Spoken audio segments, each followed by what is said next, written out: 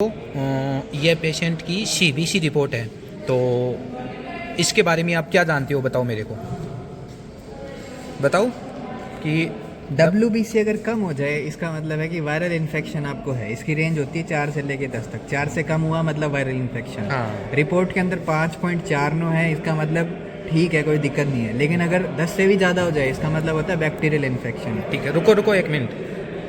WBC की value ज़्यादा आ रही है नॉर्मल रेंज से, तो इसका मतलब है बैक्टीरियल इन्फेक्शन है और इसमें आपको फिर एंटीबायोटिक देनी पड़ेगी। ठीक है, अब आप मेरे को ये बताओ कि किसी पेशेंट की WBC 15,000 है और उसको निमोनिया है, तो निमोनिया में अब उस पेशेंट को कौन कौन सी एंटीबायोटिक आप दे सकते हो, ये बताओ मेरे को। ये तो नहीं पता मेरे को सर, आप ही बताओगे। ठीक है, तो देखो pneumonia most common gram positive bacteria आपको इसमें देखने को मिलेगा, साथ में एटिपिकल बैक्टीरिया भी हो सकता है। ठीक है, तो ओपीडी में कोई भी पेशेंट आपके पास आता है और उसको मेडिसिन देनी है, तो इसमें आप पेनिसिलिन ग्रुप की मेडिसिन दे सकते हो या फिर सेफेलोस्पोरिन ग्रुप की मेडिसिन दे सकते हो।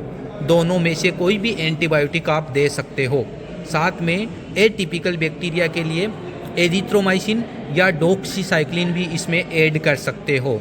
ठीक है, अब प्रेगनेंसी है तो भी ये मेडिसिन आप दे सकते हो। पीडियाट्रिशन बच्चा आपके पास में आता है तो भी ये मेडिसिन दे सकते हो।